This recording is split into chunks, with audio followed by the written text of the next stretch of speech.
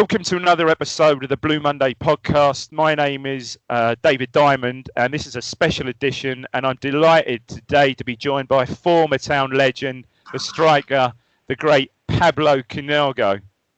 Pablo, first of all, many thanks for coming on. Obviously, I don't know how busy you've been in lockdown. How are things with you? And, well, yeah, what have you been up to in lockdown? I've been at home. I've been at home with my family, and obviously I'm from a small part in the northwest coast, and obviously in Spain was terrific, like other parts in the world. But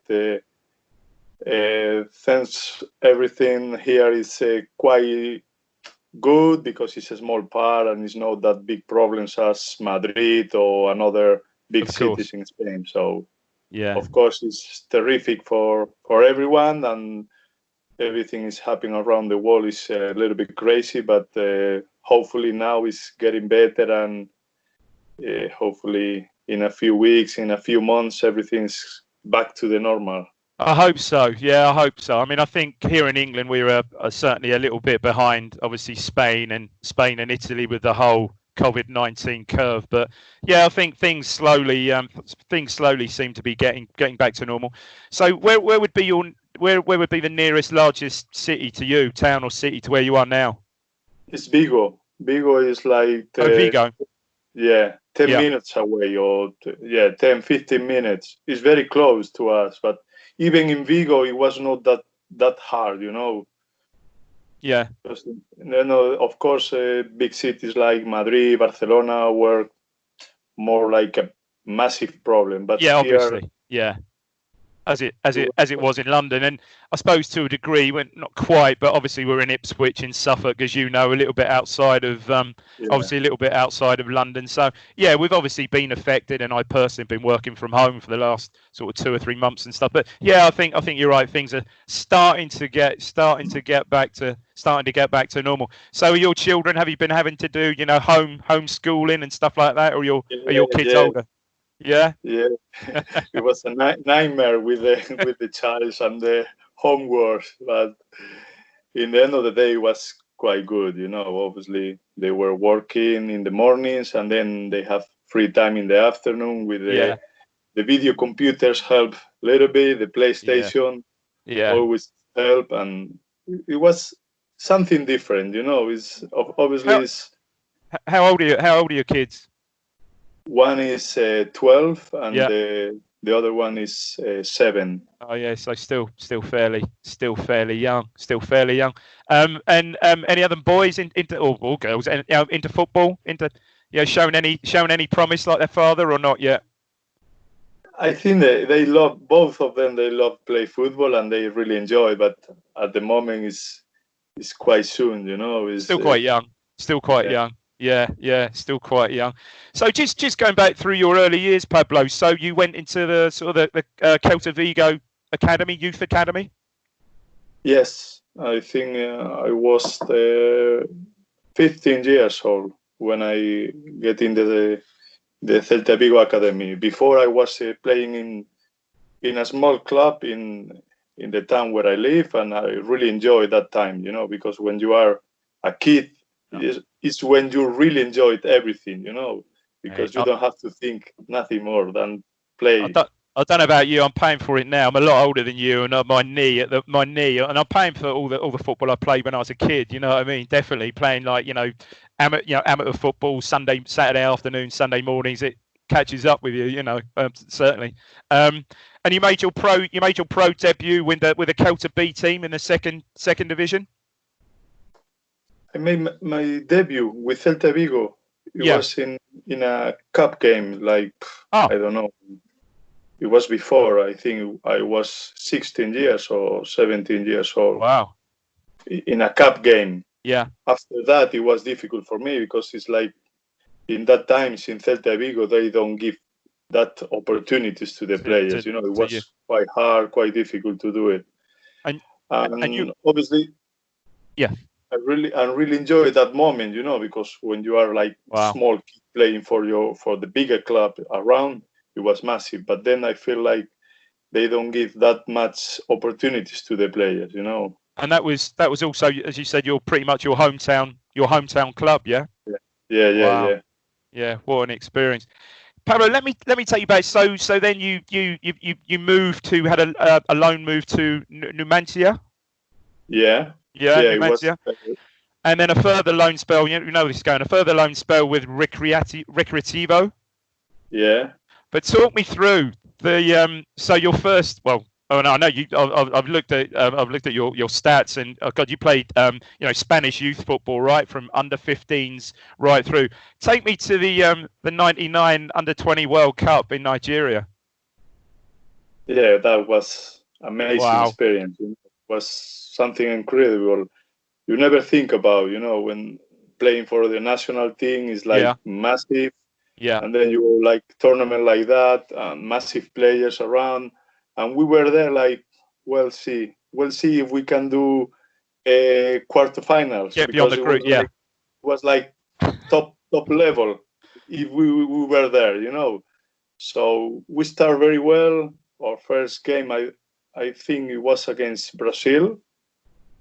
With Ronaldinho, I mean, incredible. If you just quickly, let alone get to the Spanish players in a minute, but other notable players in the tournament was Esteban Cambiaso, Argentina, Stephen Apaya, Ghana, Rafa Marquez is one of my favourite ever players. Could play anywhere for Mexico. Robbie Keane, Damien Duff, Diego Forlan, Ashley Cole, Peter Crouch, and as you said, Ronaldinho for Brazil, who I think you beat in the group. You beat in the group stage, yeah. I mean, and we knew that team because we were year earlier in Brazil playing a tournament, and he killed us. He was like, "What is this player? Unbelievable!" And so we take notes for the games for the World Cups, and then we beat them. It was like, wow! If we beat Brazil with Ronaldinho, why not? We can beat anyone. Yeah, and you gained momentum, and you were scoring pretty much throughout. In I think one against Honduras, 2 in the last 16 game against the States, and most importantly 2 in the final against Japan. Yeah, I think after we go through the quarterfinals, it was like, yes, we are in semifinals, and we were no big clubs, no big teams in that moment in the semi-finals, and it was like, yes, we are the bigger ones, so let's do it. It was amazing. Look at Pablo. Just looking at your teammates. Obviously, you've got Iker Casillas who was in goal, but Xavi. That's the player. I mean, had you obviously it was very much the same age. Had you gone through the Spanish sort of whole under 15s right the way through with Xavi? Yeah. We started to play together when we were 16. Right. It was something different, I think never imagine it can be like someone be that great player, Really? Obviously, it was like, okay, if this player don't go to play in La Liga, no one will go. But one thing is playing La Liga, other thing is be the best one in Spain for sure, and one of the best in the world. If you see the statistics, if you see the titles, who is bigger than Xavi? I don't think anyone is bigger. Him and obviously Iniesta, but Xavi for me is just a different class. I know this is really early on in our interview, but best player you ever played with? Yes, for sure. Wow. For sure. Yeah. What a player. And it was like that kind of players when you see around and you are with him, is like, okay, we are good. We have Xavi, That's that feeling I have with him when we were 16, when we were 17, and it was like something very natural, No, we are playing with Xavi, we are fine. And of course, it was like that all through, and of course, it's like feel proud to be playing with him, and feel like we were colleagues for 6-7 years, and we had a good relation, Of course, when you finish off the pitch, off the pitch, it was good relation. What a player! What an absolute player! And every you do these football interview shows with ex-players and stuff like that on the TV, on Sky and whatnot. Anyone who's ever played with Xavi is always in their team. It's a bit like over here. Anybody who's ever played with Paul Scholes, he's always in their team. Always in their team. And I think Xavi said that about Paul Scholes, didn't he? I think he was one of his favourite players. Very well. You played against Scholes, obviously. Played against both. Fantastic. And then from there, Pablo, I'll just take you to a game which perhaps was the a bit of a standout game for you. Was you came over for, I think by then it was England under-21s, and played a game against England, I think at Birmingham at St Andrews on that horrible pitch, and I think it probably still was then. Scored 2 goals in that, won 4-0. Absolutely, obviously took England, who I think Sven was watching then, took England to the cleaners then. And apparently that's when a certain George Burley was in the crowd and first sort of saw this sort of Spanish kid sort of scoring 2 goals. And he must have had a great game because, obviously you scored 2 goals, but part of the England side that I did my homework here was John Terry, Owen Hargreaves, Gareth Barry, Wayne Bridge, Ledley King. John Terry was substituted at half time. I can't remember properly, but I think half time we were like 2 or 3-0 already. Yeah. Not sure. But obviously, in that moment, we came from finished top of the world, I think was. You were there. 1 year or 2 years before. And of course, you get that confidence, you feel like, wow, I can beat anyone like that. It was like something what similar to happen to the Spanish national team in the night when they first win the first Euro Cup, and you get that confidence and you feel like you can beat anyone. That's quite interesting. Was perhaps the bulk of the Spanish team, obviously other than Xavi, were perhaps a year or two came a year in an age group a year or two later than you? Yeah. The likes of Busquets and obviously people like that. Incredible, absolutely, incredible. And for you, to see how that Spanish team just evolved to become the best team in the world, in Europe, in the world, must just be absolutely incredible. Yeah, it was.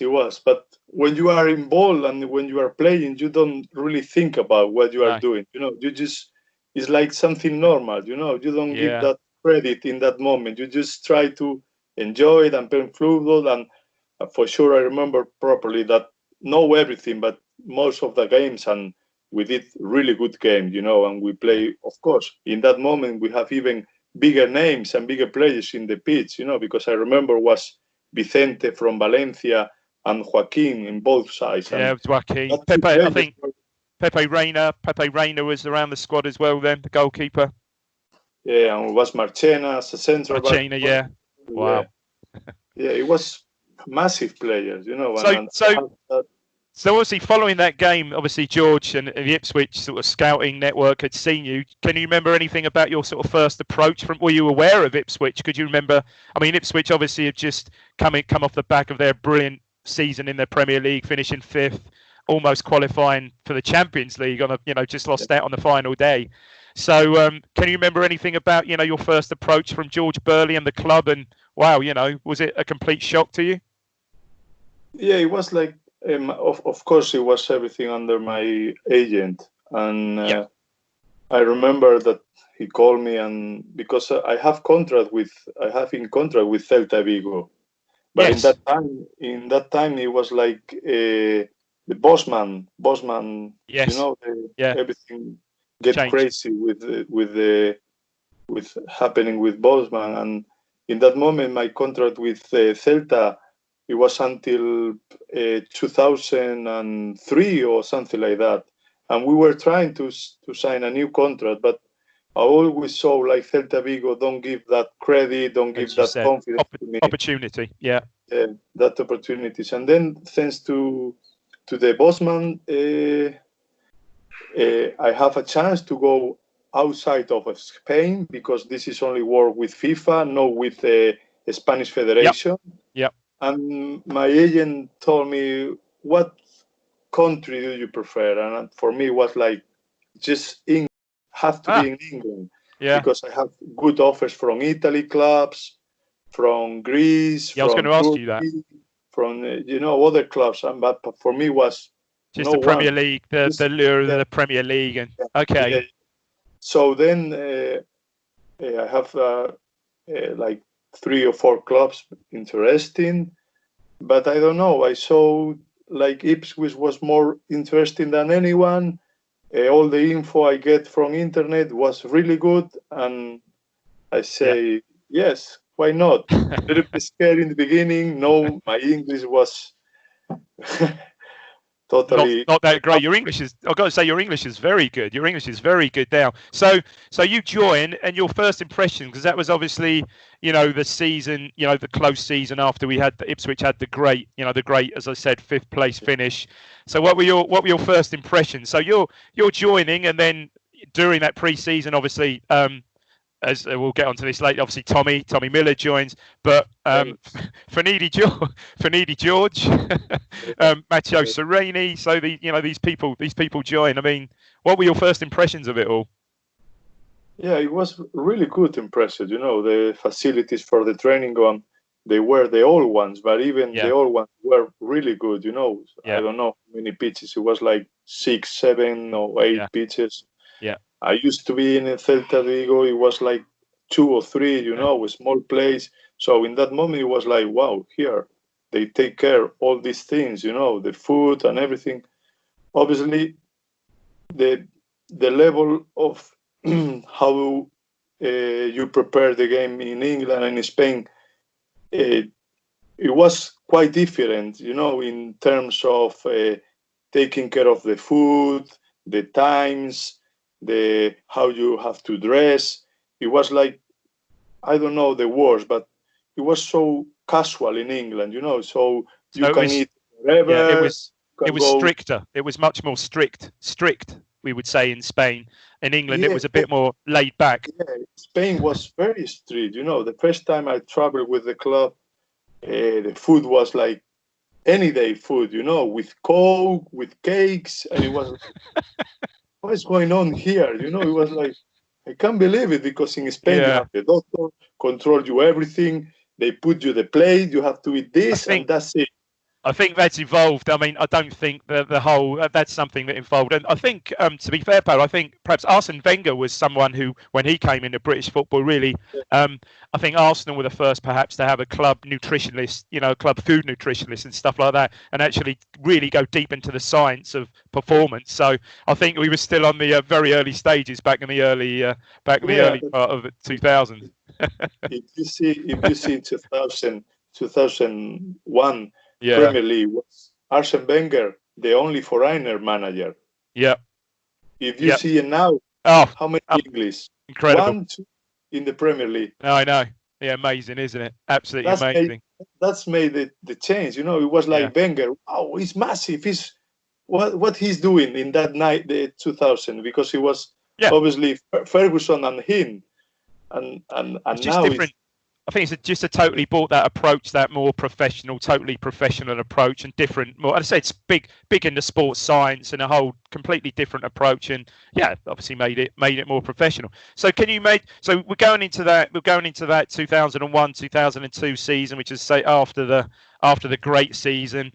I don't know. As a supporter, expectations were pretty high, but where did it all go wrong? It just I still to this day, and this is 20 years ago, and look where the club is now to what it was then, and you wonder how did it all go wrong? How did it all go wrong? It was. I feel sad, because I went there like with everything I have for giving to them. Like I'm gonna be important in this club. This club is giving me opportunity. It was in Premier League, playing UEFA. Yeah, that's amazing for a player. It's for a club, Can you remember, Pablo? Can you remember your first start in the Premier League? First time you started? Can you remember anything about that? Not really, to be honest. I think it was Bolton. I did a bit of research. I think you may have started against Torpedo, obviously European football as well. I think you probably started against the Russian side, Torpedo Moscow, at home. Yeah, I think so. I think it's played. And then I remember the first game against Sunderland. I played. Yeah. You're on the bench. Yeah. You came on. Yeah. I remember that properly. But the other games is like after that, okay, it doesn't matter if it's UEFA or if it's my first start or whatever. I mean, obviously, following the Sunderland game, we had the game at home against Derby, which was Finidi's first home game, which was, I think he was the only player, that performance that day, he was the only player ever in, like, at the time in the Sun ratings, football ratings, to get like 10 out of 10. It was just on a totally different level. But yeah, it just didn't quite inspire. So, obviously a difficult first season for you. You're very new to the club. 4 starts, 15 subs, no goals, 1 start in the league, and obviously, the team gets relegated. I mean, can you remember, much about that? Obviously, you're part of the club, so huge disappointment, I guess. Yeah, it was huge disappointment, and for me personally, it was a young lad with big expectations, and you get relegated, and of course it's hard for everyone, but of course I see the fans, the club is taking quite normal, It's like, okay, we are relegated, we will back, but it was totally different to Spain. In Spain you get crazy when you get it's like, why you are relegated? I think you don't have to relegate, even if you think someone have to, but you get crazy, and it was like natural, people in the crowd. I remember after Liverpool game, it was like, no problem, we will back, and it was, wow, these fans are amazing. This is, like, I can't believe it. We are season before finished top 5 UEFA, amazing season, and then we are relegated, and the people is like, we will back. How is that possible? In that moment, it was like, I can't believe it. This is not normal. It shouldn't have. It was a weird one, wasn't it, that season? I think what happened. Do you remember? If you can recall, we had a sort of terrible sort of middle of the autumn, terrible autumn. Then I remember we won at Spurs, and we were on a ridiculous run of winning like 8 out of 9 games. And the game that did for us, you spoke about. I think you're speaking about the Liverpool away game when we got relegated, but we lost 6-0 at home to Liverpool, who had a front line of at some part that day of Michael Owen, Nicholas Anelka, Emil Heskey, who absolutely, and I think we never really recovered from there, and we should have done. But so it's relegation, but probably for you, and obviously relegation and players leaving. We were thinking too much in the UEFA, because we were doing right, and it was like, okay, we will take care of the league games after that, Yeah. But of course, for me, it was my first year, my English nothing. You are young, 20 years, you don't play that much, and it's like, okay, I want to help, but it's like difficult as a young lad. Yeah, you couldn't take that. Yeah, it would have been unfair. So were you just going back to your English? Were you having English lessons? No, not really, really. Okay, just picking it up from the players. my wife is quite good with English, so. She always wanted me to talk English and get improved. Of course, I get in touch with Tommy, and Tommy helped me. So you can understand his accent. yeah, I think it's like sounds natural, Yeah. We were 7 years together, Yeah, like, of course.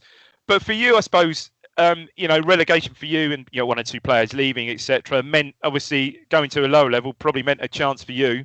And obviously, you started the season 2002-03, that first season, Division 1, as you said, the crowd, the fans' expectations that we're going to bounce straight back. I think everybody's expectations, and I'll get to the squad, the team in a minute. But your first goals, we beat Leicester 6-1. I think second game of the season, you score your first 2 goals. That must have been great for you. I'm a big crowd for that game as well. I think it was on a bank holiday, I think.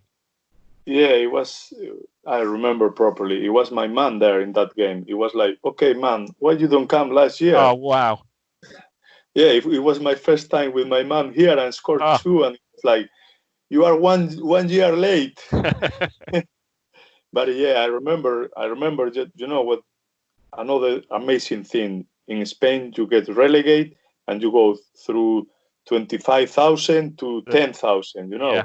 And in England, it was the same. And it was like, wow, these fans are amazing, And it was like, this is, I think it's different. For me, coming from other country, it was like, wow, this is amazing, And of course, it was like, a relief for me, because 1 year don't score a goal, even if I play. Yeah. He dropped out. Just dropped out there, Pabs. Yeah. Okay, still there. You're back. Yeah. Yeah. Even it was like a few starts and a few subs and not that much minutes. It was like, well, I scored my first goals. I have to start from here, and relief. Hopefully will come a lot. Even I know I always used to be a player to enjoy playing football and give goals and not just thinking in score goals, Yeah. And it was something that maybe don't help me a lot, because when you are a striker, you have to score goals. If you are in the middle, okay, you don't need that scoring goals stats. But as a striker, if you don't score goals, you're never going to be good enough. Pablo, tell me, where did you get? I've got to say, and not because I'm just talking to you here today. You are one of the best players I've seen with their back to goal. I kid you not. You are one of my favourite players. The way you could manoeuvre yourself. What did you have to work on that? Or was it something that came naturally? I don't know. I think it's come naturally. I used to a bit like target number 9 in Spain. I used to be strong, not that big, but quite clever. That clever, movements. My legs helped me a lot because they were strong. Strong, yeah. And I have to change a little bit when I arrived in England because they were everyone bigger than me and stronger and more powerful, physical. Did you and generally more physical? It's quite the same, but I think it's bigger. We can say that English football is stronger, physical. It's not sure, but then of course it's slowly the back four used to be slow players than in Spain, that they're more faster. Yeah. But I think always comparison, like Torres, the first years in England, it used to be very easy for him because he's not that powerful, but he's very quick. Clever. And it was so simple for the club. Put the ball behind and run. It was with Darren Bent with us, that helped them to be that movements, and that's it. In Spain, even if you are very fast, it's not that easy, because the defenders are more mobile. They are quick as well, and I find that English defenders very strong, very powerful in the air, but not that quick, not that fast. So Pablo, interesting you mentioned, the atmosphere and, the fans still sticking with the club despite relegation, your first 2 goals. Now, one of your next goals, and I must remind you of this, was a very late equaliser against Norwich at Portman Road. After I think Darren Bent had a penalty and you were sharp and quickly on the back. How did that feel? And in front of the North Stand as well. How did that feel? Yeah, 30,000, just under, I think 29,000 there. Yeah, it was amazing, because you don't realize what you are doing in that moment. Obviously now it's more like, wow, imagine, remember that, being there and do that. It was like amazing. It's derby game. You get with the times and with the years what it means play against Norwich. Maybe in that moment it was like, okay, it's my first game against Norwich because the year before we were in Premier League. So score a goal is like that lucky moments you have because you hit a penalty, hit the post. First time, I don't know, Ambrose hit the ball. I think he did. And you followed up. You were just there on the spot. Like, come on, hey, come on.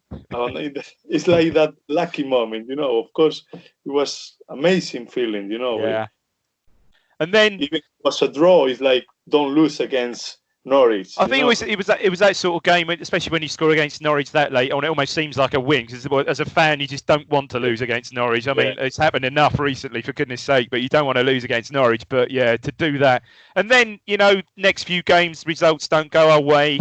I must confess, I was at, and I don't go to many, a few away games, but I was at the Grimsby game.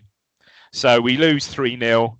And George gets the sack. And I was just looking at, just to refresh my mind of the side that day. just so we had Andy Marshall, Chris Makin, Wayne Brown, McGreal, Clapham.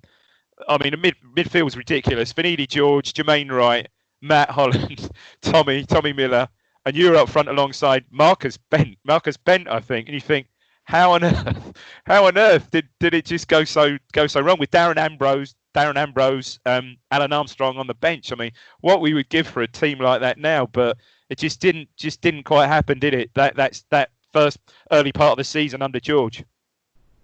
Yeah, you see the names and you think it's crazy, but in the end of the day, you realize that in football, it's the team, the important one. It doesn't matter if you have 1, 2, 3, or even 5 players, because it's about the team, it's not about just the starting 11. It's about 20 players or 22, and it's obviously the manager, the assistants, and everything. And that's why football is so different to the other sports. You don't win because you have a name or 2 or even 3. I know, it's about the squad. More than that, and that's the good thing about football.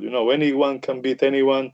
Obviously, if you have the good names, you are preparing well, you will go in advantage. But it's more about 100 things apart a name, because one name doesn't mean anything. Of course. So George goes, and you did quite well. So the first 2 or 3 games, Tony Mowbray comes as a caretaker manager.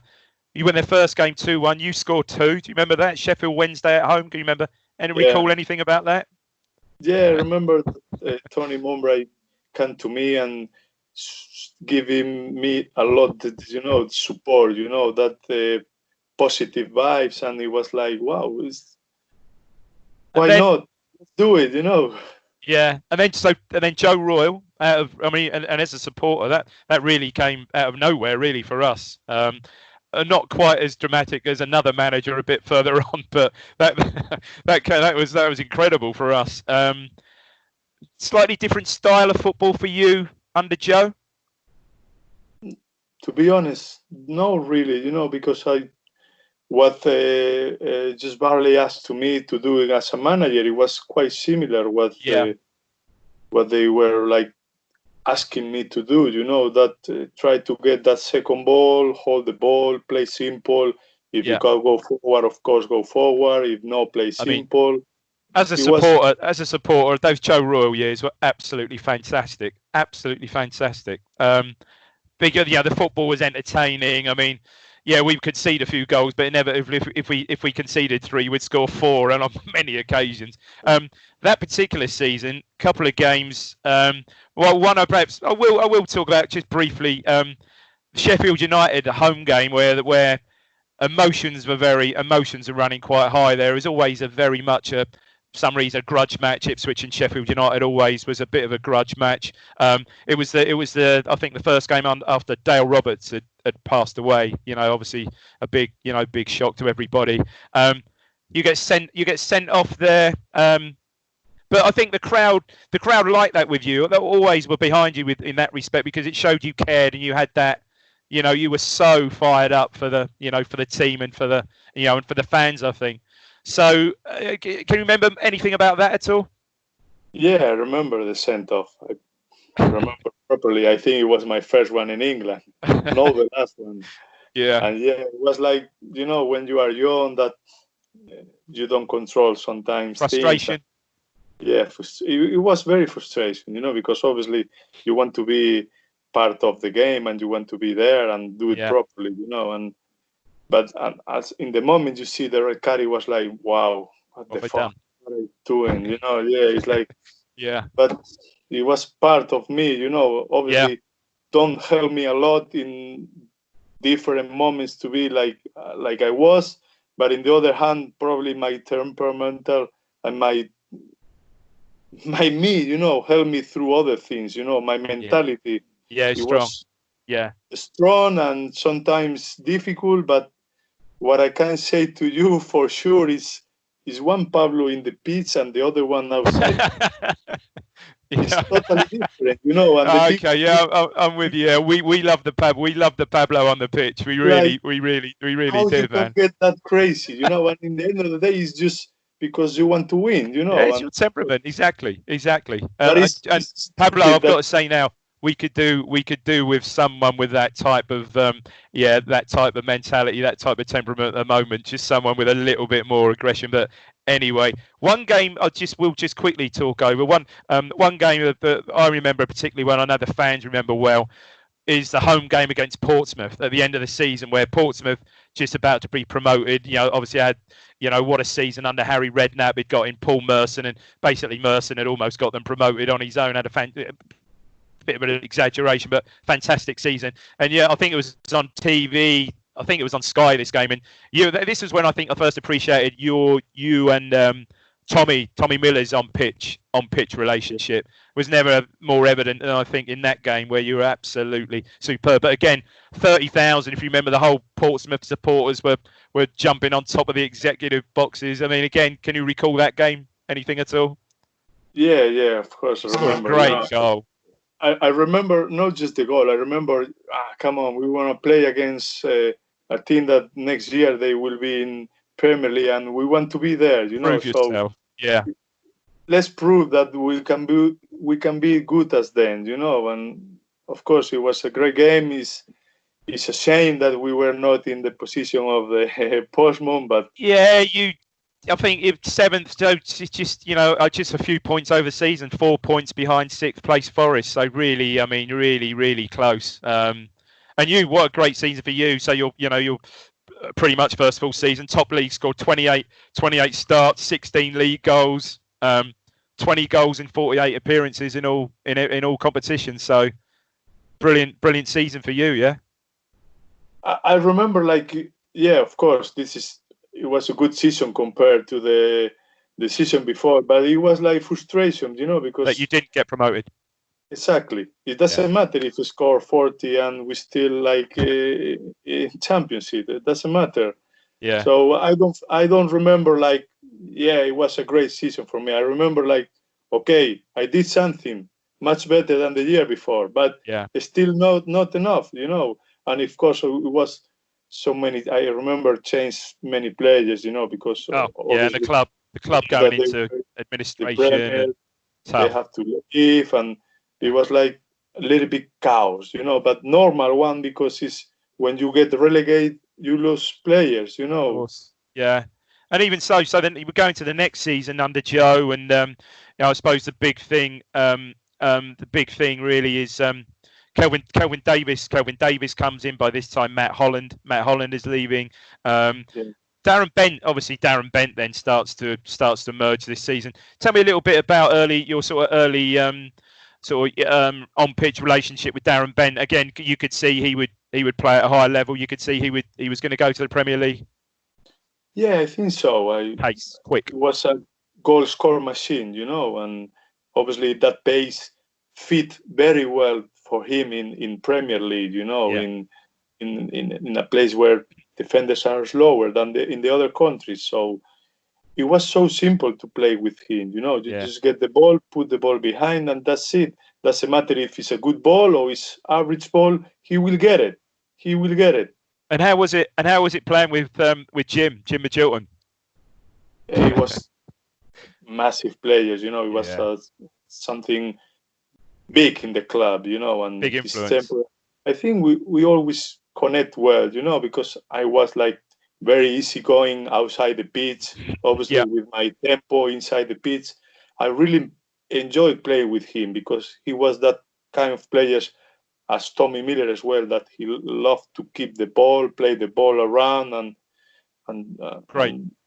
enjoyed football. You know, that mentality of enjoy. Of course, everyone wants to enjoy football playing, but some of them have more talent to do it. You know, great technical player. What a player! Yeah. So again, just quickly on that season, to sum up Joe Royle's era, really 3 games in that season. So Burnley at home 6-1. I think you scored 2 in 2 minutes in that game. Palace Palace, a 4-3, the away. It's only 2 games later, for goodness sake. It's crazy, isn't it? 4-3. I think this is one where Shefki scores the winner really, really deep, but quite late on. I mean, what a game he scored. I think we equalised in that game. And then a crazy game, one of the craziest games I've ever seen that same season. 6-4 at home against Crewe, where again you score. You score. I mean, how was it to play in games like that? I mean, it must have been so frustrating where you were almost scoring at will, but then conceding also. Yeah, it was like we were at side, like thinking about attacking, and we have really good players. To watch. So we don't really think too much about defending when you are that good at attacking, and of course everyone enjoyed that. Yeah, it was absolutely fantastic. Now you and I can't recall this, but you missed the end of the season from March onwards. Was that an injury? Can't remember properly. Yeah, you sort of missed the playoffs, so you don't really figure much from March onwards. Obviously, missed the playoffs to West Ham. That was that first season. Season. I think I have a small injury. Yeah, I think. Yeah, I seem to recall something like that. So we lose the playoffs again. Players turning out leaving. I mean, by now Shefki is there. Obviously, the next season, 2004-05, I should imagine, fairly frustrating for yourself, because obviously I think Joe seems to prefer the Shefki-Darren Bent partnership. Yeah, it was like, obviously I think it was in that time my last year of contract. Yeah. And in the beginning, of course, after that third season, it was a good season for me as well. I think it was pretty good, and really enjoyed that second year in championship. Obviously frustration because of the playoffs, and the last one was my last season there. And I remember George came to me and say, "Look, you are in a big ways, blah blah blah. I think you have a few offers, the big clubs, you can go." And of course I have offers, but I don't feel like what I have to go. I don't know nothing about this club, and I want to enjoy it. I want to stay here. I really enjoy my time here. Then the offers that they come with less money, and it's not just about the money. It's about everything. I can be fair now with you because I don't care anymore. Why I have to go with they are giving less money? Why I have to go a club that they are offer me a contract, but they are no like, it's not, they don't want me. It's you find me a club for me, when I have a club here that I really enjoyed, that I want to play, I have a good relation with the fans, with the club. I just want to play my last year. I know if we get promotion, I'm going to have a chance to stay here, Yeah. Again, it was, again, we should have been up. That was the year where we really missed what a chance. Obviously, so from the year before, we are more prepared now. We are getting that opportunity to get back, and it was like, okay, you have to go, but you do whatever you want. If you want to stay, you want to stay. It's going to be difficult for you, blah, blah, blah. And in the end of the day, it was like, let's see, because I really believe in myself. So let's do it. I remember in the beginning of the season, something like that happened. It was no fair because obviously in that moment, I came with a 4 years contract when the club was in Premier League. I understand all the problems, but you don't have to choose a player because of the salaries, And it was in that moment, it was like, no, you are good, but you are out because of your salaries. I remember no, we can get 4 or 5 players with your money. Okay, but why you are taking me out when I do it right for the last 2 years? It was quite disappointing for me. Yeah. But I decided to stay because, like I said before, the club. Did you have, Pablo, so obviously you moved to Malaga on a 2-year deal, but did you have other opportunities to stay here in this country? Yeah. Yes. But it was like, no Ipswich, no party. I remember the day, the last game in the playoffs against West Ham. Yeah. At home. Josh Burley was in Derby.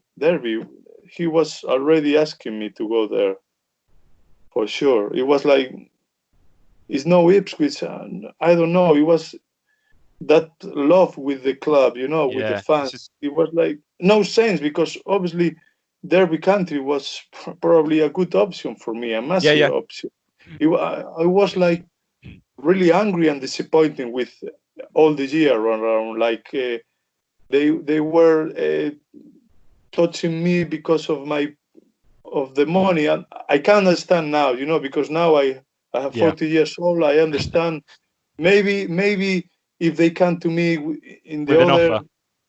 not with the offer, with other words, and they explain to me the situation. Yeah. I don't know. Maybe I would say yes. Yeah. Okay. You are right. Yeah, Let's do it, or whatever. I will try to do the best for me and of course for the club. Yeah. But it was like, you have to go. Hey, why? If the season before it was a good one, why I have to leave? No, because of this. You don't want to play.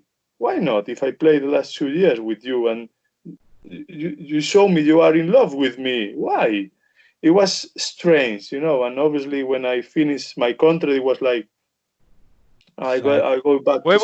Pablo, where were you living at the time? Were you living in Ipswich? In the marina. Yeah, you lived on the oh nice. Yeah, on the waterfront. Nice. Okay. Probably changed a lot now. It's all pro. When were you, just quickly, when were you last back in Ipswich? When were you last in Ipswich? Or haven't you been back? Haven't been back?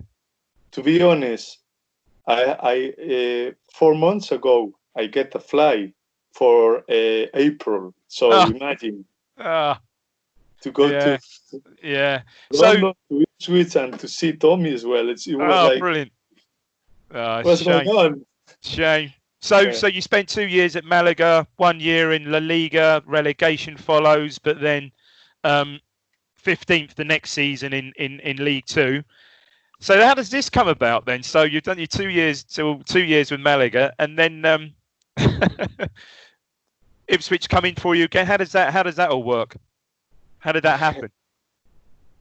To be honest, Ipswich came to me 1 year early. I soon as Jim Magilton took over the club.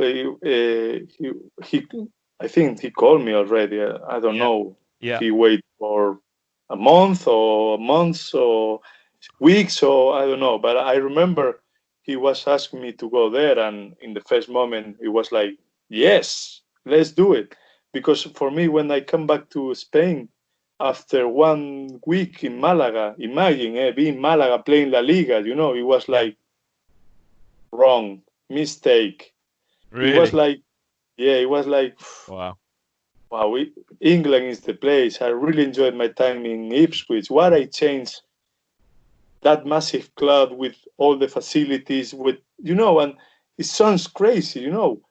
You are getting back to Spain, a place like Malaga, playing in La Liga, but everything was wrong. The facilities, the club was like, no, what is Malaga right now, you know, as a club? Well, maybe now they are worse, but it was no professional clubs, you know. No, it was no that. Spain was much of Real Madrid, Barcelona, but not that big with the other clubs. I knew from my time in Vigo, and it was quite the same in Malaga. Of course, now it's changed. Now it's bigger and professional all around the country. But in that year, it was not that big with the smaller clubs in Spain. And for me, it was like, it's La Liga, it's Malaga, but it's not as professional as I thought. So if I just read a quote, so you joined for your second spell, you signed a 2-year deal in July 2007. I mean, us as fans are absolutely delighted. We can't believe it, and you come back. And also your great mate Tommy comes back as well, same time. Yeah. Was that also a factor for you, or a part of it as well? No, for me it was like I said, it was the club. Yeah, and I tried to go year early, you know, because of the problem with the club and with the Malaga as well. The agent, the manager in that time in Malaga wants me to stay there and have a year contract. So it was no options to go, you know. And even Ipswich, I think they were like putting some money to to the club, to the Malaga, but it was like, okay, don't pay nothing to the club, just wait 6 months or 1 year, and you can, I think then Jim Magilton signed another striker. I can't remember his name. Alan Lee? No. One day, it was... the season before. The season before. Yeah. Nicky Forster? No, one is coming on loan to Ipswich for 3 or 4 months, Okay. Yeah. And then we play against them the first game of the season when I come back. He was in Sheffield Wednesday. I think play for Arsenal as a younger. Right. Okay. Yeah. I can't remember. Escapes me in a moment. Yeah. All my colleagues will be shouting at me now. But yeah. And it was like, okay, just that player went there, and then obviously when I finished my contract in Malaga, Jim Magilton was waiting for that player, like first option, Yeah. And for me, it was like, wow, Jim, what are you waiting now? I'm here for you, And then we play a game against Sheffield Wednesday, against that striker that he was in Ipswich before. Yeah. And I'm going to show you that I am the good one, It was like... Well, just to quote, I mean, this is, obviously Jim thought a lot of you. He said, I always looked at Pablo as a player with all attributes, every attribute to be top class. He enjoyed a good relationship with the fans, but don't think we saw the best of him. And then you allegedly says, great to be back at Ipswich. I'm really excited about the move. As soon as I knew Jim wanted me, I was keen to come back. It's good to feel wanted. I also know the way he likes to play. Pass, which is good for me. And that sums it up, really. So just I've got to speak to you about this. So a couple of things that season, 2007-8, 12 goals, joint leading goal scorer. I think 47 total appearances in all, but 12 goals, joint leading scorer. A couple of things. Talk us through the goal against Charlton away. Yeah, it was a little bit lucky, You need that lucky goals like that, But obviously, in that moment, I received the ball back to the goal. It was like, why not? It was massive goal. It was massive. Probably one of the best, if not the best one. It's not my favourite, actually. I'll get onto that in a minute. But that was a bizarre game, I remember, because obviously then you were playing Darren Ambrose, Matt Holland playing for Charlton. And I think my memories of that game, I was at that game and they were like 3-0 up at half time and it could have been 5. I mean, awful. Yeah. And then second half, I mean, you scored. I think we missed a penalty. We could have won that game. It was such a bizarre game. My favourite goal that you scored for Town, and there's one, we'll come to another one, obviously, which I know you probably won't think I'm going to speak about in a minute. You score a goal. We beat Bristol City 6-0. John Walter scored a hat-trick. And my favourite goal of all is you score a goal up the Sir Bobby Robson end, North Stand end, where you get the ball on the right-hand side and you come inside and you drop your shoulder and you almost pass it left foot into the far corner. Remember that one? Yeah. That's my favourite. That's my favourite goal of yours. Just a lovely, easy. So it just looked easy, mate. Looked easy. Yeah. It was a good goal, of course. Probably the defender helped me a little bit. It was like, okay, you're being modest. You're being modest. I mean, the goal at Charlton was just incredible. I think it was undoubtedly our goal of the season. Again, you also score a goal. We don't win this game, but we draw 2-2 away at Norwich. I think we were 2-0 up, and you score away at Norwich, which has got to be good as well, hasn't it? Yeah, it was. In that moment, I knew already everything again about relation between Norwich and Ipswich. And it was a great moment. It was fantastic, and we were like 2-0 up in half time, and it was like, come on, let's do it. Yeah. Obviously, in that time, we were not that good as in the maybe not. Time, and it was like, because we were more thinking about attacking and good playing football and go forward. Obviously, it's not just because of the back line. It's about everyone. It's like. Yeah. And I think you got a really nice assist in that game for Alan Lee's goal as well. Yeah. So that was a weird. If I remember what I remember about that season, that was a season where we were absolutely almost unbeatable at home, but just couldn't. I think there was a season couldn't win an away game. Just bizarre season. So we end up just finishing a point behind Watford in in sixth place. Just cool. We come on to the next season. So the next season, 2008, 2009, your second season back. Marcus Evans, obviously the big thing. Marcus Evans comes into the club. What were the players? How did the players sort of feel about that? Could you see, wow, this is happening? Big money coming into the club, big investment coming into the club.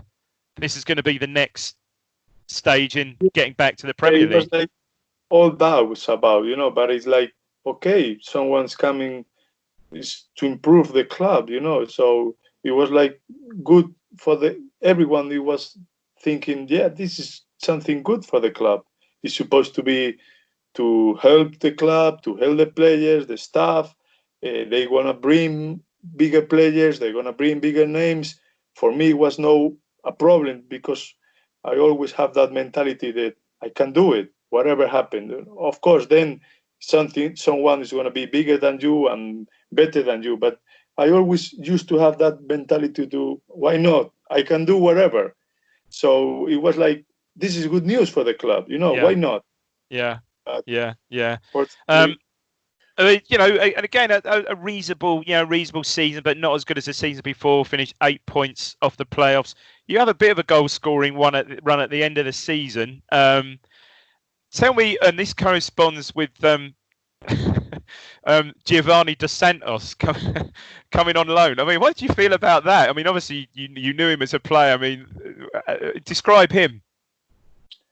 Yeah, he was a massive player, for that time for us, He was in Barcelona. He was compared to Ronaldinho a few years ago. It was like, what he's doing here, Signed for Tottenham, of course, not that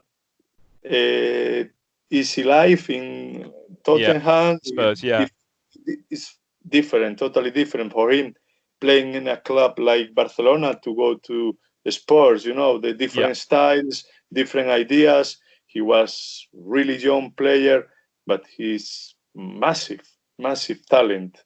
And obviously come to a club like Ipswich that we try to, take care of the ball and play more football. Of course, the divisions are there because of something. And it was easier for him to play in championship level. And I think it was not that many games. It was like few months, but we really enjoyed.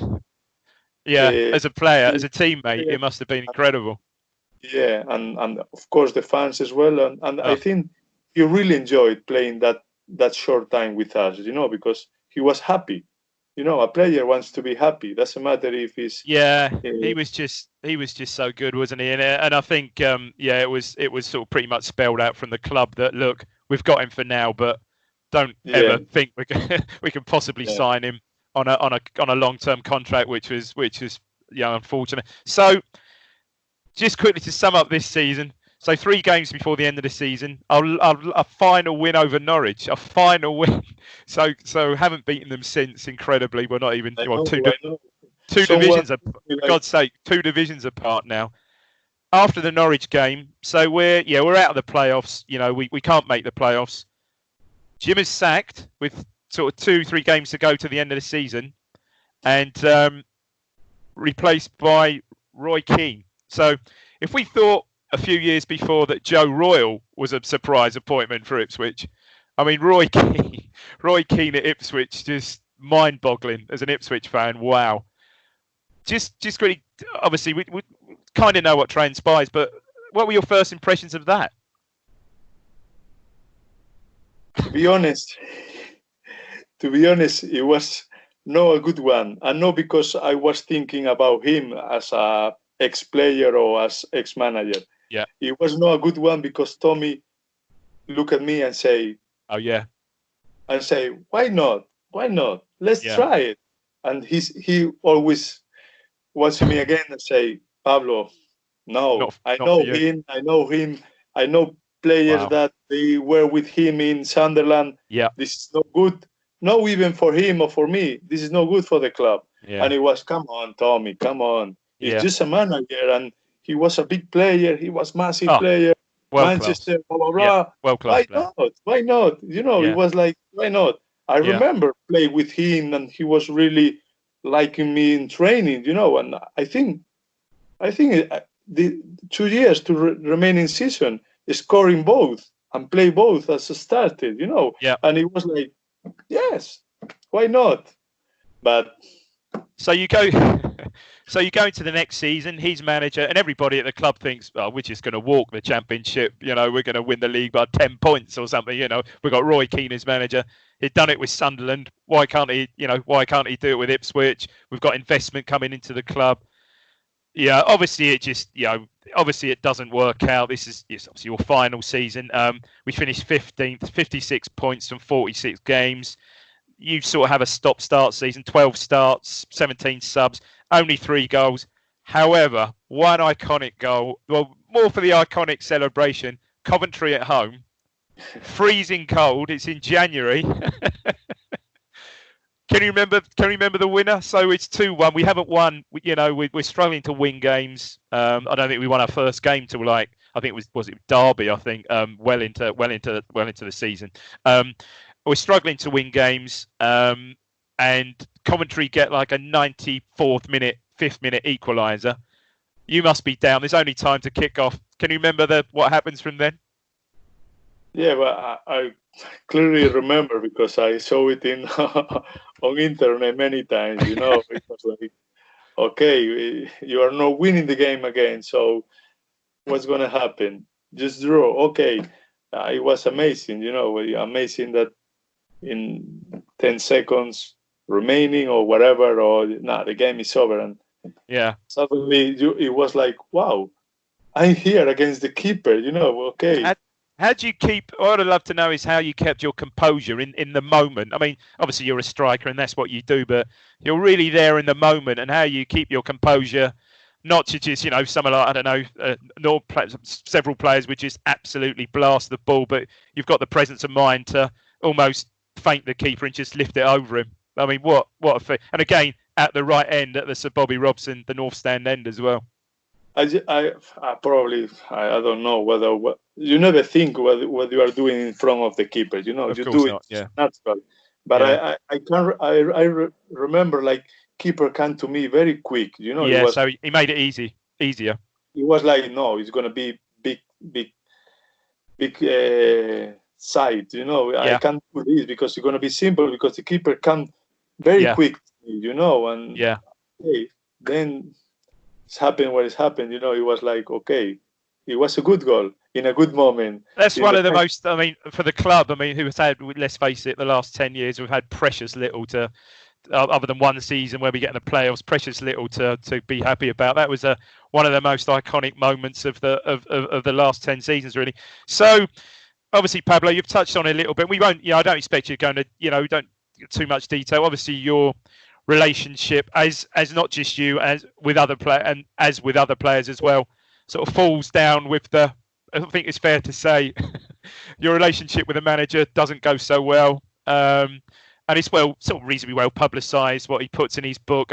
No, really not necessary at all, but I loved your response to that, and I think that's where Ipswich crowd respect you, fans respect you so much for that, for your dignified response to that, really, because there was really no need for it. But how would you feel about that? How do you feel about that now? Yeah, it's like I say, for me, like I start well with him, because you can see it in the games that I play with him. I remember when the problem start that I get injured in pre-season. Yeah. And he came to me saying, like, I remember properly, because when you go through life and you get news and you get something gets in your mind, like I want to remember this for always. I remember him to come to me, and you get injured in pre-season. We start on Monday to training. You come on Sunday. And I thought for myself, yes, that's right. What's the problem? He maybe thinks that I supposed to come 1 week early or something. I don't know, but it was strange for me. In that moment, I get injured. It was a strange injury. It was a difficult one. He started to, like thinking like I don't care about me in the club about him, about getting fit, and it was like, it's nothing to do with me. Of course, I come one day early before the season start, the pre-season start, but it's like the normal. It's what I did always. Yeah. Maybe he was right. Maybe I used to come 2 or 3 days early. Maybe he was right, but this is not the point to get like he was, and all the camps came later. You know, it was like, so what is that strange? So then I remember start to play again, and he was like a little bit desperate. Come on, Pablo, get fit. You have to play, because in that time the club was struggling. The games, it was struggling. So oh wow, now you need me. Okay, well, let's try it. Yeah. And it was like ups and downs. Yeah. He was. I think it's fair to say someone with perhaps a little bit of a, how can I put it, an unpredictable personality, perhaps. Yeah. It was. It was a strange one. It was a strange one. So you obviously knew you knew that your time at Ipswich again was pretty much gonna come to an end then. Yeah, the season after it start like, you don't want to play, you have to leave and say, okay, that's fair enough. I remember the iceberg, like the point of the points was top of the iceberg. Yeah. When I went to the reserves games, I always understand that reserve games, like when you are not playing first team, you go with the reserves, Yeah. So, of course, you are not playing, you go with the reserves. When the first team player go with the reserves, is to play as a start, Yes. Yeah. And of course.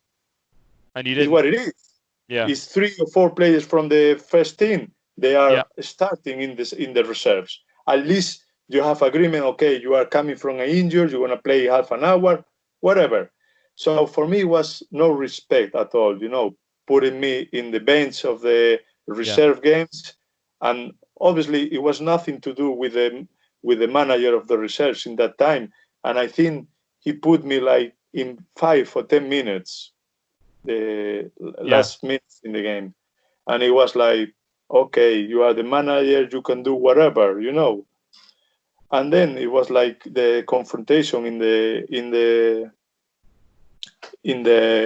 changing room. Yeah. I was there like, look at this, what the fuck? Coming to reserve games, play 5 minutes. He comes to me. I don't know what. He was jealous because I was. People want me in the streets. Well, of course, yeah. You were bigger than. Yeah, you are Roy Keane. Come on. Yeah, you were Pablo. You were always far more important to the fans than Roy Keane ever was and ever will be. Yeah, absolutely, absolutely. Come on. Yeah. We have to be jealous about you, but jealous in a good way. You did an amazing career as a football player, and you are doing this kind of things to me. I'm nothing compared to you. For me, it was like always crazy. What he's doing. I remember him. I remember him. I was in that time, okay, with a good car. Okay, you have money, blah, blah, blah. Football players get stupid. You get the cars, good cars. Yeah. Porsche. Okay, you are stupid, Pablo. You don't need a Porsche. Okay, in that time, it's like, no, myself, thinking I don't need a Porsche. Right now, with 40 years, I really know that I don't need a Porsche. But you have a car. You have a good car. Yeah. He was in a Lexus. Okay, far. I know you can have 100 cars. Yeah. After 2 weeks, he came with the same car than me. Come on. Is that a game or whatever? It's like, oh dear. Yeah, it was Pablo. It was never a good match. And I guess during that time, your latter part, under Roy Keane, you could think of what Tommy Miller's words were 18 months before. Saying this is not right. This is not a good fit. It's like, and it's still like sometimes people asking me about him, and it's like, massive as a player, as a person. I don't want to say nothing. It's like no. I think leave it. And where he was manning after that, where he was managed as a manager. No, Nowhere. I think Pablo. It was it was a weird one with Roy Keane. I think it was his man management. He couldn't manage. I think he had not standards, and it was a lot of frustration there and a lot of anger there. I mean, we know what went on when he was with Mick McCarthy back at the World Cup. In Saipan. So yeah, as a complex character, and I think just ultimately not a good fit. Not a good fit for the football club. Probably initially sold tickets, no doubt, but yeah, and obviously, subsequently you weren't alone in your in your perhaps deterioration, your relationship with him. There was John Walters, for goodness sake, and one just to name one or two others as well. It not a good fit, not a good fit. So from there though, just to recap, so your overall 2 spells with Ipswich, 243 appearances, 61 goals. Obviously, a fans legend, loved by the fans, and it comes across now. Your affinity with the club still comes across to me now, which is absolutely great to see. But then you're still not finished, kind of, with your Ipswich connection. George comes in for George Burley, now manager at Crystal Palace, as he did before, as you said earlier with Derby, comes into and you join Palace on loan for best part of a season. It was difficult one, Of course, I have to left Ipswich, and it was the same for me. It was in a, more thinking the problems I had there with the manager, and obviously always a new start. I did something that, it was like a strange situation. Of course, just Burley coming, and I knew him, and it was something that I considered a lot, and it was difficult season, not that good as individual, not that good as a team. Yeah. And who was there then? Can you remember any of your teammates then that season? Anyone in particular? Yeah, a good one, but a younger. It was Saha. It was special. Was he there? Yeah. He was even there then. Yeah, he was. Oh my goodness me! He was starting as a young player. He would have been. Yeah. Wow. And it was like, wow, this boy is gonna be good, Yeah. Raw. Very fast, very quick with the ball. Skills. Oh, outstanding player. No good in front of the goal. He was like shooting anywhere, but he was improving. He was improving. And imagine, 2 years after, I think Man United signed him. Didn't work, did it? Just didn't work out for him there. But his time in Crystal Palace is amazing. Oh yeah, it's great, absolute great player, because he was really good.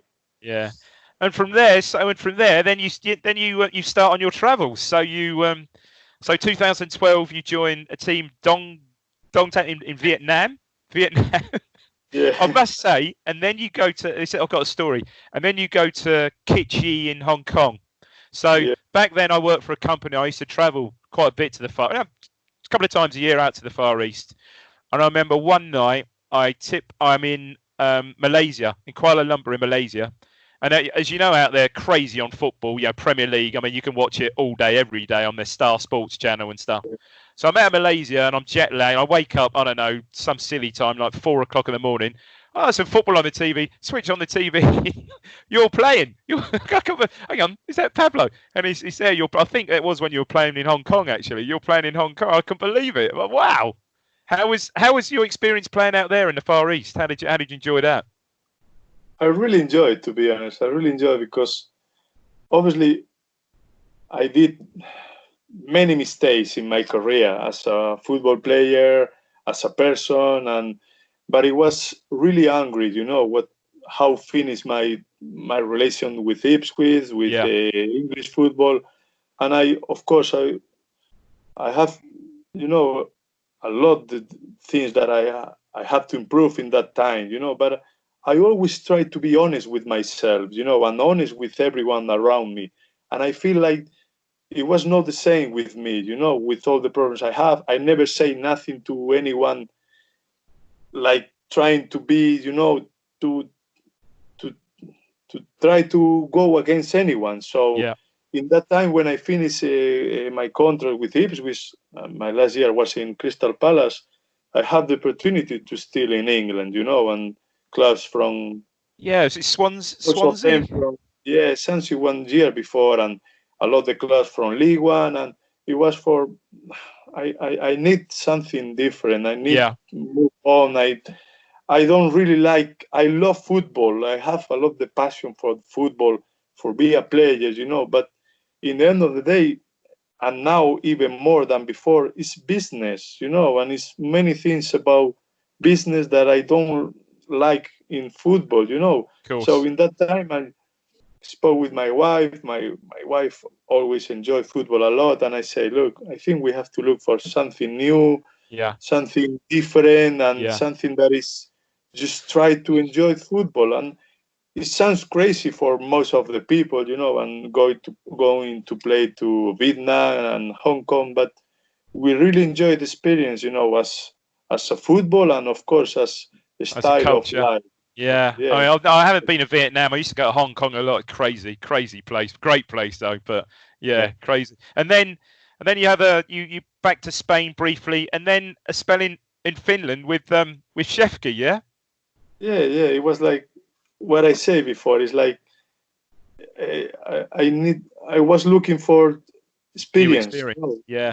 Experience, and it was like no thinking about the club or the country, or doesn't matter about the money. It's just to try to keep enjoying football, because in the end of the day, we want to enjoy football.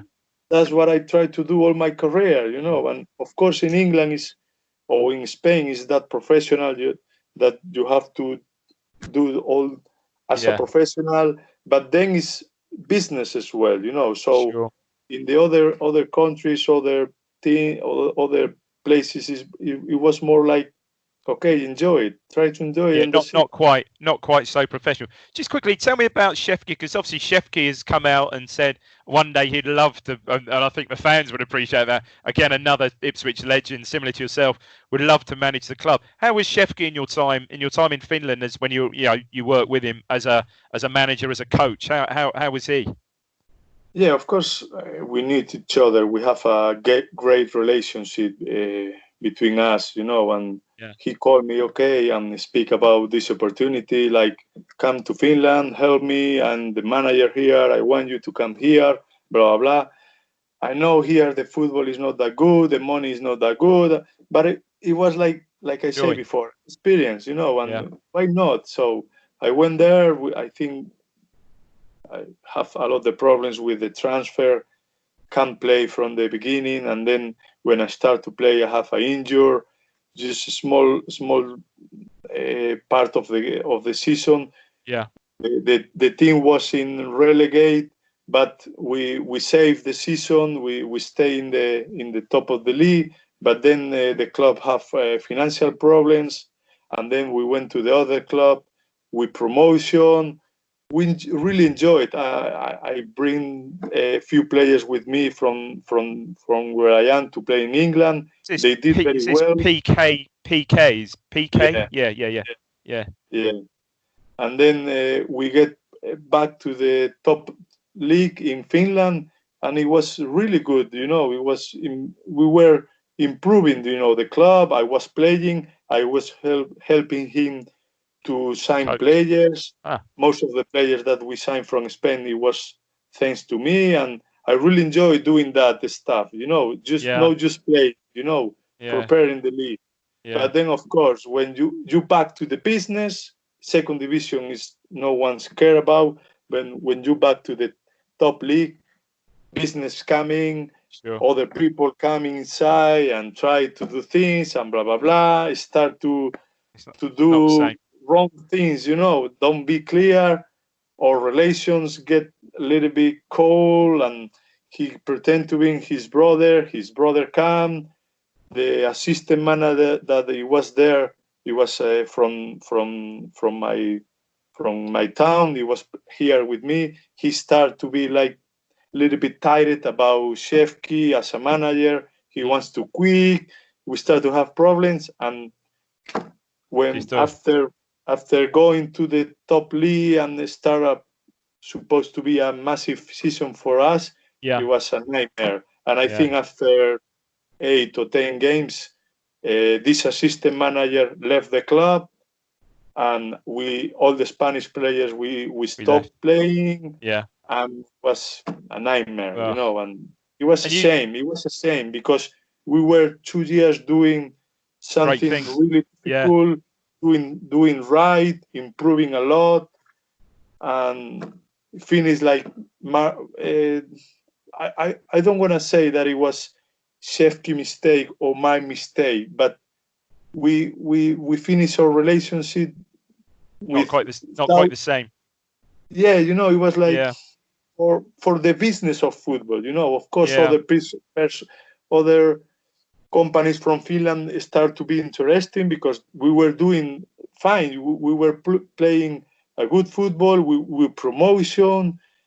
But then, obviously, this assistant manager that I signed earlier signed for the best club in Finland as assistant manager, and that was the point where everything finished, Sure. And it was a shame. It was a shame, but it was like football and business. But again, like you said, another experience for you. So you end your sort of playing career playing for Alondras in Spain? Alondras, because one of my best friends from my town, he was managed there. So I went there to play with them. So how many years? Sorry, Pablo. How many years ago was that? It was one season. Okay, but how many years ago? How old when you finished playing? I finished like 3 years ago.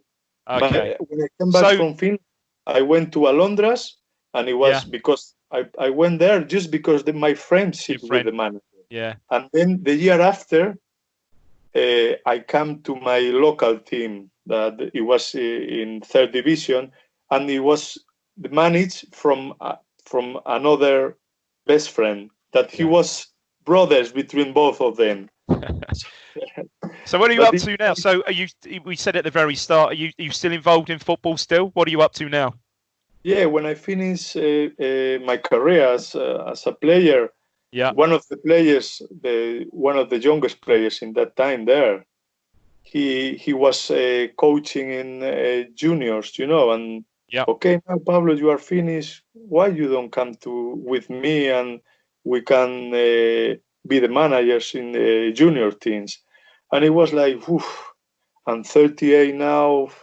I 25 years playing as football. I maybe need something of relax, no thinking about football. Yeah. But it was like, okay, I will go. I go with you, And this is 2 years ago. We were 2 years managed the juniors. Yeah. And now we want to start the third season. And thanks to the coronavirus, we promote to the bigger league in the country of the juniors. Oh, great stuff! Because we were top 2. Yeah. So they say that the season is over, and because we were in promotion spot. Yeah. Next year we want to play in the best league in the country. Like the best junior. So this is what under 18, under 18, and it's massive because it's first time in history for a small town in a small club. Town. Yeah. And we want to play against bigger clubs around. Like Sporting. And have you sort of taken your sort of coaching qualifications? Are you interested? Are you doing any of that, or you through that? Yeah. And I'm finished now because obviously when you are pro, when you are professional, you can do it in a few months. Quick, quick. But I like it to take my time, because I don't want to go quick. I'm not in a hurry, and I don't want to. I just want to enjoy my travel now as in a coaching, And, right. So you're taking your like your UEFA Pro license and I'm now doing my second year, but I take in like 3 months, like I go by years. So I finished my second year now, and obviously now with my A license, I can go through different leagues, and I can be coaching in most of the leagues. No, the professional ones, but obviously the second divisions and third divisions. Pablo, who knows? Who knows, Pablo? One day you might find your way back here. Who knows? We'd love it. To be honest, it's something that I keep in touch with Tommy. And I was going to ask you that. Who are you still in touch with, other than Tommy? I know you're in touch with Tommy. Who else do you speak to? To be honest, always when we were playing together, it's something that Tommy always used to say to me. No, one day I'm going to be manager, and you're going to be my assistant. There you go. And I used to laughing like, no, I don't go that way. I don't go that to the managed way, you know. And look at now I'm really enjoying these 2 years in juniors, you know, and they were 2 seasons that they Pablo, were I'm going to start spreading that rumor. I'm going to start spreading that rumor after we speak. I'm going to put it on Twitter. Big thing, you know, future Tommy Miller with Pablo as assistant. Oh, we'd love that. Honest, I never thought as a manager when I was playing. You know, I never thought like I want to be a manager, because to be honest, it's difficult. It's really difficult. Be a player is one thing, but be a manager is massive. And I have a lot of respect for that. You know, it's no now I'm finished football and now I'm manager. No, it's not like that. And obviously I have the Jim Magilton experience, you know, because I always try to help him in not just in thinking about playing under him and do it properly. Yeah. No, in terms of, hey, Jim, take care, think everything you want to do. Don't go that quick, because don't put that tempo as player. It's one thing, but as a manager, it's another things. It's full on, yeah. And it's like you have to take care of everything. Now it's not just about you as a player. It's you and 25 players around you, and you have to take care of everything. Yeah. So it's like it's really difficult, you know, and you have to take care of that, and you have to speak with 25 players that they are totally different between them. So for me, like be a manager is like taking massive responsibility. So I want to go slowly. I want to go step by step, and we'll see. Yeah. Pablo, it's been an absolute pleasure talking to you, mate. Really, really good. You look different. You look the same. You don't look any different. You're absolutely same. It's been an absolute delight, and I'm sure our listeners and our viewers will absolutely love, you know, watching this back. You're an Ipswich legend, mate. Always will be. Always up, you know, and yeah, like I said, always will be. Honest, I can't believe what you are saying. You know, like be a legend. No, that is crazy. You know, because you are. You just are. I think it was just your overall. Oh, we love to be your, you know, your overall style of play, and I'm not just saying it. You're certainly one of my favourite players of recent years. You know, just your overall style and the way I think you carried yourself on the pitch. I think people can just relate to that. And as you said, you know, you were a fiery, temperamental, but you look every time you stepped on the pitch, you looked like you cared. And you know, I think you don't always see that these days. And I think the fans can just relate to that. And he scored a couple of goals against Norwich as well, so you know. Yeah, that's true. Fantastic, mate. Look, thanks ever so much for your time. I really appreciate it. Keep well. Hope you and the family keep safe. And bless you. Thanks for your time. Thanks to you. Thank you. No problem.